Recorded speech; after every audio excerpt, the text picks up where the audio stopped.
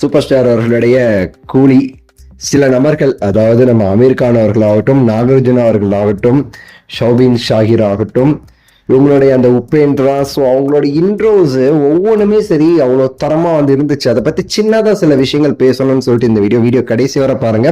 பெருசா எதுவும் நம்ம ரிவியல் பண்ண போது கிடையாது. சில விஷயங்கள் லோகேஷ் அவர்கள் எப்படி பண்ணியிருக்காருன்னு சொல்லிட்டுதான். ஆக்சுவலா நம்ம தலைவர் இன்ட்ரோவே வந்து வெறித்தனமா வந்து இருந்துச்சுன்னு சொல்லணும். ரீசெண்டா பேட்டைக்கு அப்புறமா எனக்கு ரொம்ப பிடிச்ச மாதிரி இருந்துச்சு அந்த இன்ட்ரோவேட்டு. நல்லா பண்ணியிருந்தாங்க. மெயினா எல்லாமே சரிங்க, படமே வந்து சூப்பரா தரமா இருந்துச்சு. நான் ஆல்ரெடி சொல்லிட்டேன், ஸோ எடுத்து வைங்கடா 1000 கோடி அப்படின்னு சொல்லிட்டு. அவங்க சில கேரக்டர் வந்து அவங்க இவ்வளவு பெரிய கேரக்டர் வந்து, ஏன்னா நெல்சன் நீங்க பார்த்துருப்பீங்க, பெரிய பெரிய கேரக்டர் வந்து அழகா பொசிஷன் பண்ணிட்டாரு அவரு.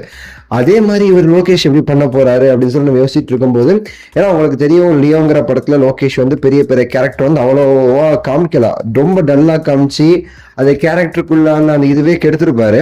அதே தப்பு பண்ணிடுவாருங்கிற ஒரு பயம் இருந்துச்சு. ஆனா அந்த படத்துல சூப்பரா வந்து பண்ணியிருப்பாரு. அமீர் கான் அவர்களுடைய இன்ட்ரோலாம் அவ்வளோ சூப்பரா வந்து மெனக்கெட்டு அவருக்கான அந்த மாஸ் இருக்கணுங்கிறதுக்காகவே அவ்வளோ சூப்பரா அந்த இன்ட்ரோ வந்து கொண்டு வந்து போயிருப்பாரு. அவரோட என்ட்ரி சீன் எல்லாமே நாகார்ஜுனா அவர்கள் எல்லாம் மாசுங்க. ஐ ஆம் த டேஞ்சர் அந்த பிஜிஎம் ஆகட்டும், அவர் வரும்போதெல்லாம் அவருடைய காட்சி சுத்தி நடக்கும் போதெல்லாம் அந்த பிஜிஎம் அனிருத் அவர்கள் பிச்சு மேய்ஞ்சிருப்பாரு.